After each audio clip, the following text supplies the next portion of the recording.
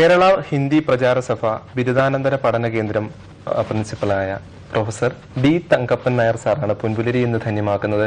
അദ്ദേഹത്തെ നമുക്ക് സ്നേഹാദരങ്ങളോടെ സ്വാഗതം ചെയ്യാം പുൻപുലരിയിലേക്ക്. നമസ്കാരം. നമസ്കാരം സർ.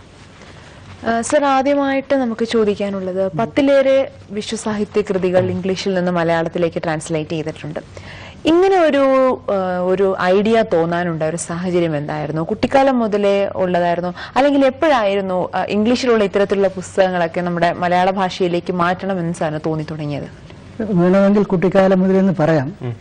എന്ന് വെച്ചാൽ ഈ പഠിക്കുന്ന കാലത്ത്, ചെറിയ ക്ലാസ്സിൽ പഠിക്കുന്ന കാലത്ത് ഇംഗ്ലീഷിലുള്ള ചില പാഠങ്ങളൊക്കെ ഉണ്ട്. അത് എനിക്ക് മനസ്സിലാവുമെന്ന് അറിയാൻ വേണ്ടി തർജ്ജമ ചെയ്ത് നോക്കുമായിരുന്നു. തർജ്ജമ കഴിയില്ലെന്നുണ്ടെങ്കിൽ അത് മനസ്സിലായില്ലെന്നർത്ഥം. സാറന്മാരോട് ചോദിച്ച് മനസ്സിലാക്കുമായിരുന്നു. അപ്പോൾ ബോധപൂർവമല്ല, അബോധപൂർവമായിട്ട് ഇങ്ങനെ തർജ്ജമ ചെയ്യാനുള്ള വാസന കുട്ടിക്കാലത്ത് ഉണ്ടായിരുന്നു.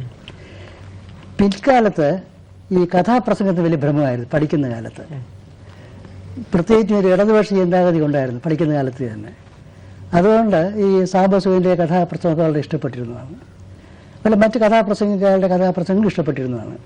അപ്പം അവർ വിശ്വസാഹിത്യ കൃതികളെല്ലാം ലളിതമായ ഭാഷയിൽ കൂടെ സാധാരണക്കാരുടെ മുമ്പിൽ അവതരിപ്പിക്കുകയായിരുന്നു. ഒരു മഹത്തായ ഒരു സാംസ്കാരിക ഒരു വിപ്ലവമാണ് അവർ നടത്തിക്കൊണ്ടിരുന്നതാണ്. എന്നെ ആവശ്യം കൊള്ളിച്ചതാണ്. എൻ്റെ ഉള്ളിൽ ആഗ്രഹമുണ്ടായി, ഇവർക്ക് അങ്ങനെ ഇത്രയും ജനലക്ഷങ്ങളെ അവർ സ്വാധീനിക്കാൻ കഴിയുന്നുണ്ടെങ്കിൽ എളിയ തോതിൽ എനിക്കും എന്തെങ്കിലും ചെയ്യാൻ കഴിയുമോ എന്നുള്ള ചിന്ത മനസ്സിലുണ്ടായി. അങ്ങനെ ഈ വിശ്വസാഹിത്യ കൃതിയെ മലയാളത്തിൽ പരിചയപ്പെടുത്തുന്ന ആഗ്രഹം ഉണ്ടായെന്നുള്ളതാണ്. ഞാനൊക്കെയാണ് DC ബുക്സ് തുടങ്ങിയത്. DC ബുക്സൊക്കെ തുടങ്ങിയാണ്. അത് ഇതുപോലെ അത്ര വിപുലമായിട്ടല്ല, അന്ന് ബുക്ക് ക്ലബ്ബായിട്ട് തുടങ്ങിയാണ്. 10-15 രൂപയ്ക്കെല്ലാം 2-3 പുസ്തകമൊക്കെ ഇട്ട് കൊടുക്കുന്ന സമയമൊക്കെ ആയിരുന്നാണ്. അപ്പോഴായി ജൂലിയ വെർണയുടെ ഒരു novel 20,000 leagues under the sea എന്നൊരു ബുക്കുണ്ട്. ഞാൻ തർജ്ജമ ചെയ്തു. അപ്പം അദ്ദേഹം, എനിക്ക് എൻ്റെ ഓർമ്മ ശരിയാണെന്നുണ്ടെങ്കിൽ ഇടമറുകിനെയാണ് അത് വായിക്കാൻ കൊടുത്തത്. ഈ ബുക്ക് പബ്ലിഷ് ചെയ്യാൻ യോഗ്യതയുള്ള ബുക്കാണെന്ന് അറിയാൻ വേണ്ടി അദ്ദേഹം ശുപാർശ ചെയ്തു. അത് മറ്റേ ആരും ശുപാർശയില്ലായിരുന്നു. അങ്ങനെ ഡയറക്റ്റായിട്ട് തന്നെ അത് ബുക്ക് വരികയും ചെയ്തു എന്നുള്ളതാണ്. അത് വലിയ പ്രചോദനമായിട്ട് തീർന്നു ആണ്. പിന്നീട് അദ്ദേഹം വിശ്വസാഹിത്യമാല എന്നുള്ള ആ സീരിയൽ തുടങ്ങിയപ്പോഴത്തേക്ക് ഒന്നാമത്തെ പുസ്തകം തർജ്ജമ ചെയ്യാൻ എന്നെ തന്നെ ഏൽപ്പിച്ചു എന്നുള്ളതാണ്. ഞാൻ ഈ മറ്റേ ഇത്രയും വലിയ സാഹിത്യകാരന്മാരുണ്ട്, വിവർത്തകരുണ്ട്, ആ രംഗത്ത് എനിക്ക് വലിയ പ്രാവീണ്യം ഇല്ലെങ്കിൽ പോലും എന്തോ ഒരു വിശ്വാസം അതിനുണ്ടായി എന്നെ ഏൽപ്പിച്ചു എന്നുള്ളതാണ്. പിന്നീട് ക്രൈം ആൻഡ് പണിഷ്മെൻറ്റ്, വളരെയധികം കാപ്പി, ലക്ഷങ്ങൾ കാപ്പി ചില ഒരു തർജ്ജമയാണ് അതാണ് അതിൻ്റെ തർജ്ജമ. പിന്നെ ഒരു അമേരിക്കൻ ത്രില്ലർ നോവലുണ്ട്, ദ ലാസ്റ്റ് മോഹിക്കൻസ് എന്ന് പറഞ്ഞുകൊണ്ട് അതിൻ്റെ സിനിമയൊക്കെ വന്നിട്ടുണ്ട്. വളരെ പോപ്പുലർ ഫിലിമൊക്കെയാണത്. അങ്ങനെ 2-3 കൃതികൾ അദ്ദേഹം എന്നെ കൊണ്ട് ചെയ്യിപ്പിച്ചു എന്നുള്ളതാണ്. പിന്നീട് തുടർന്ന് പല കൃതികളും തർജ്ജമ ചെയ്തു. മാസ്കിൻ്റെ മദർ, പിന്നെ ടോൾസ്റ്റോയുടെ വാർ ആൻഡ് പീസ്, അന്ന കർനീന തുടങ്ങിയ പല കൃതികളും തർജ്ജമ ചെയ്യുന്നുണ്ട്. സാധാരണ ഒരു നോവലോ അല്ലെങ്കിൽ ഇപ്പോ ഒരു കൃതികളോ ഒക്കെ തർജ്ജമ ചെയ്യുന്ന പോലെ ഇപ്പൊ വിശ്വസാഹിത്യ കൃതികളൊക്കെ തർജ്ജമ ചെയ്യുമ്പോൾ വളരെയധികം ശ്രദ്ധ നമുക്ക് ആവശ്യമാണ്. കാരണം അതിന്റെ ഒരു യഥാർത്ഥ മൂല്യം ചോർന്നു പോകാത്ത രീതിയിൽ തന്നെ ഇപ്പോ സാറ് എല്ലാം അത് വളരെ കൃത്യമായിട്ട് നിർവഹിച്ചിട്ടുണ്ട്. എന്തൊക്കെ തയ്യാറെടുപ്പുകളാണ് ഇതിന് എടുക്കാറ്? അത് പ്രത്യേകിച്ച് തയ്യാറെടുപ്പ് എന്ന് പറയാനൊന്നുമില്ല. ഞാൻ ഒരു ആസ്വാദകനാണ് എപ്പോഴും. അല്ലാതെ വലിയ തർജ്ജമ ചെയ്യാൻ പോകുന്നുള്ള മഹത്തായ കാര്യം ചെയ്യാൻ പോകുന്ന ആ ഒരു തോന്നുന്നത് മനസ്സിലില്ല. ഞാൻ വായിക്കുന്നു, പലവണ വായിക്കുന്നു. വായിച്ചിട്ട് കഥയുടെ കാര്യമായ കാതലായ അംശമെല്ലാം ഉൾക്കൊള്ളും മനസ്സിനകത്ത്. എന്നിട്ട് ഗ്രന്ഥകാരൻ്റെ മെസ്സേജ് എന്താണ് അത് ഉൾക്കൊള്ളും എന്നുള്ളത്. എന്നിട്ട് പുനരാവിഷ്കരിക്കുകയാണ് ചെയ്യുന്നത്. പുനരാഖ്യാനം, അല്ല തർജ്ജമ എന്ന് പറയുന്നതിനെക്കാട്ടും നല്ലത് പുനരാഖ്യാനം എന്ന് പറയുന്നതാണ് നല്ലത്. അങ്ങനെ ചെയ്യുമ്പോഴത്തേക്ക് ഏറ്റവും സാധാരണക്കാരൻ, ഭാഷ അക്ഷരം ചേർത്ത് വായിക്കാൻ കഴിക്കുന്ന ആളിന് പോലും വായിച്ചാൽ മനസ്സിലാവണം, ഈ ഒരു ആഗ്രഹം മനസ്സിലുണ്ടായിരുന്നുള്ളതാണ്. അത് കഴിഞ്ഞ ഭംഗിയാക്കാൻ ശ്രമിച്ചു. അത് വിജയകരമായി തീർന്നുള്ളതാണ് അനുഭവത്തിൽ തെളിഞ്ഞിട്ടുള്ളത്. ശരിക്കും സർ, വലിയ വലിയ വിശ്വസാഹിത്യ കൃതികളെല്ലാം വളരെ ചെറുതായിട്ട് തന്നെ എന്നാൽ ആ കഥയുടെ എല്ലാ അംശവും ഉൾക്കൊള്ളുന്ന രീതിയിൽ ചെയ്യാൻ പറ്റുന്നുണ്ട്. ഇങ്ങനെ ഒരു കൺവേർഷൻ എങ്ങനെയാണ് സാധിക്കുന്നത്? അത് ഏതുപോലെ വെച്ച് കഴിഞ്ഞാൽ നമ്മുടെ അമ്മമ്മമാരും അപ്പൂപ്പന്മാരൊക്കെ വലിയ വലിയ കഥകളൊക്കെ ചുരുക്കി പറയുന്നില്ല കുട്ടികൾക്ക്. രാമായണത്തിലെ മഹാഭാരത കഥകളൊക്കെയാണ്. അപ്പം അതുപോലെ നമ്മളത് വായിച്ചിട്ട് ചുരുക്കി പറയാൻ ശ്രമിക്കുന്നു. ആ പറയാൻ ശ്രമം നടത്തുമ്പോഴത്തേ അതിനകത്ത് ആ ഒരു അതിൻ്റെ ഭംഗി ചോരാതെ ശ്രമിക്കുന്നു. ഇത്രയേ ഉള്ളൂ.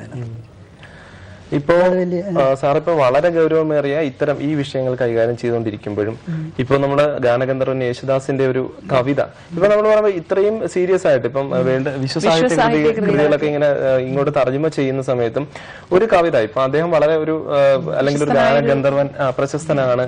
അപ്പൊ ഒരു കവിത ട്രാൻസ്ലേറ്റ് ചെയ്യുക, വീണ്ടും ഹിന്ദിയിലേക്ക് ട്രാൻസ്ലേറ്റ് ചെയ്യുകയാണ്. എന്താണ് ഇതിൽ കണ്ടത്? ഒരു യാദൃച്ഛികമായ ചില സാഹചര്യങ്ങളാണ്.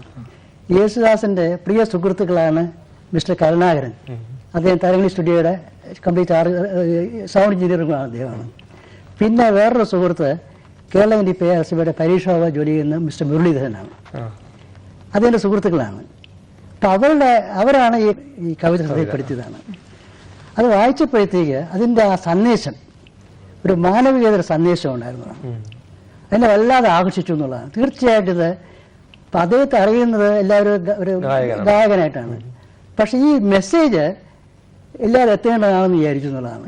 ആ ഒരു ആശ ഉൾക്കൊണ്ടാണ് തർജ്ജമ ചെയ്യുന്നതാണ്. ഇപ്പം തർജ്ജമ ചെയ്യുക ആദ്യമായിട്ട് കേരള ജ്യോതിയിൽ ഞാൻ എഡിറ്റർ ആയതുകൊണ്ട് എനിക്ക് പ്രയാസമൊന്നുമില്ല പബ്ലിഷ് ചെയ്യാനായിട്ട്. അപ്പം അതിലാണ് വന്നതെന്നുള്ളതാണ്. അപ്പം അതിൻ്റെ കോപ്പീസ് നോർത്ത് ഇന്ത്യയിലൊക്കെ പോകുന്നുണ്ട്. അങ്ങനെ യേശുദാസിൻ്റെയും കൂടെ സുഹൃത്തായ ഒരു കിഷൻ ശർമാജിയുണ്ട്. അദ്ദേഹം സാഹിത്യ അക്കാദമിയിലെ പ്രമുഖനായ വ്യക്തിയാണ്. പിന്നെ രവീന്ദ്ര ജെയിൻ അതിൻ്റെ സുഹൃത്താണ്. സ്വയം അദ്ദേഹം ഗാനരചയിതാവാണ്. വളരെയധികം സാഹിത്യകാരനൊക്കെയാണ് അദ്ദേഹമാണ്. അദ്ദേഹം വളരെ ഇഷ്ടപ്പെട്ടു എന്നുള്ളതാണ്. അപ്പം അങ്ങനെ ഈ കവിതയ്ക്ക് വളരെ പ്രചാരം കിട്ടിയതാണ്. അപ്പം ഇത് എഴുതിയ ആൾ ആരാണ് കണ്ടെത്താൻ ശ്രമം നടത്തിയപ്പോഴത്തേക്ക് എന്നെപ്പറ്റി കൂടുതൽ അറിയാൻ ശ്രമിക്കുകയും അങ്ങനെയാണ് ഈ അവാർഡിലേക്ക് വഴിതെളിയിക്കുന്നതാണ്. ഇപ്പോ ഗാനഗന്ധർവന്റെ ഒരു കവിത വളരെ വ്യത്യസ്തമാണല്ലേ? ഗാനഗന്ധർവന്റെ ഒരു കവിത ഇങ്ങനെ ആദ്യമായിട്ട് മലയാളത്തിൽ എഴുതിയ കവിതയാണ് അദ്ദേഹം. അതെ, ട്രാൻസ്ലേറ്റ് ചെയ്തപ്പോ ഗന്ധർവന്റെ ഒരു പ്രതികരണം എന്തായിരുന്നു? അതിനകത്ത് സന്തോഷമായിരുന്നു. ഇപ്പോഴും വലിയ കാര്യമാണ്.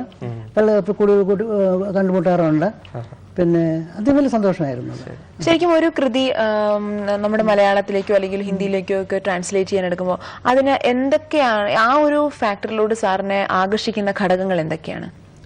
ഏറ്റവും പ്രധാനമായിട്ട് അതിന്റെ കഥാംശം, പിന്നെ അതിന്റെ സന്ദേശം, അതിന്റെ അവതരണം, സമൂഹത്തിന് എന്തെല്ലാം പ്രയോജനം ഉണ്ടാക്കാൻ കഴിയും കൃതിക്ക്, ഇങ്ങനെയുള്ള പ്രധാന ഘടകങ്ങളാണ് നോക്കുന്നത്.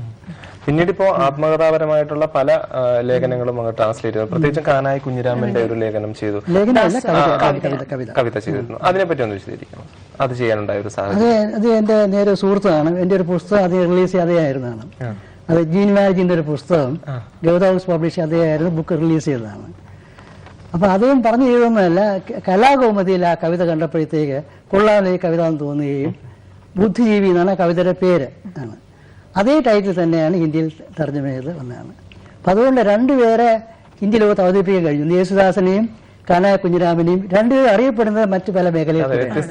പക്ഷെ അവരുടെ കവിതാ രംഗത്ത് അവതരിപ്പിച്ച് ആരും അറിയുന്നില്ല, അധികം പേർ അറിയുന്നില്ലായിരുന്നു. അതുകൊണ്ട് വലിയ അഭിമാനവും സന്തോഷമുണ്ട് അവരെ ഹിന്ദി ലോകത്ത് അവതരിപ്പിക്കാൻ കഴിയുന്നുള്ളതാണ്. പ്രശസ്ത സംഗീത സംവിധായകൻ രവീന്ദ്ര ജയന്റെയും ഒരു പുസ്തകം മലയാളത്തിലേക്ക് ട്രാൻസ്ലേറ്റ് ചെയ്യുന്നുണ്ടല്ലോ. ആ ഒരു പുസ്തകത്തിന്റെ പ്രത്യേകത എന്തായിരുന്നു? പ്രത്യേകത എന്ന് പറഞ്ഞാൽ അദ്ദേഹത്തിന്റെ ആ ബാല്യകാലം മുതലുള്ള അനുഭവങ്ങളെല്ലാം അദ്ദേഹം പറയുന്നുണ്ടെന്നതാണ്. അത് ജന്മനാൾ തന്നെ അന്ധനാണെന്നുള്ളതാണ്. അപ്പോൾ തീർച്ചയായും അദ്ദേഹത്തിന് ആ ഒരു കാഴ്ച തനിക്ക് കിട്ടാൻ പോകുന്നുള്ളതെന്ന് അറിയാമെന്നുള്ളതാണ്.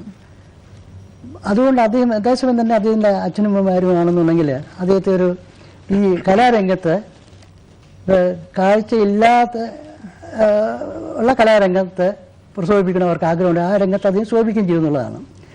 അപ്പം അദ്ദേഹത്തിന്റെ സുഹൃത്തുക്കളിൽ കൂടെയും അദ്ദേഹത്തിന്റെ ആത്മകഥാപരമായിട്ടുള്ള എല്ലാം കൂടി ചേർന്നാണ് ആ ബുക്ക്. കുറെ അദ്ദേഹം പറയുന്നുണ്ട്, അദ്ദേഹത്തെ പറ്റിയും പറയുന്നതുണ്ട്. എങ്കിലും പ്രധാനമായിട്ട് അതിന്റെ ആത്മകഥാംശമാണ് കൂടുതലുള്ളതിനകത്താണ്. അത് വായിച്ചപ്പോഴത്തേക്ക് അദ്ദേഹത്തെ പറ്റി പല നമുക്ക് അറിയാൻ കഴിയുന്നുള്ളതാണ്. അത് മാത്രമല്ല ഈ പ്രതിഭ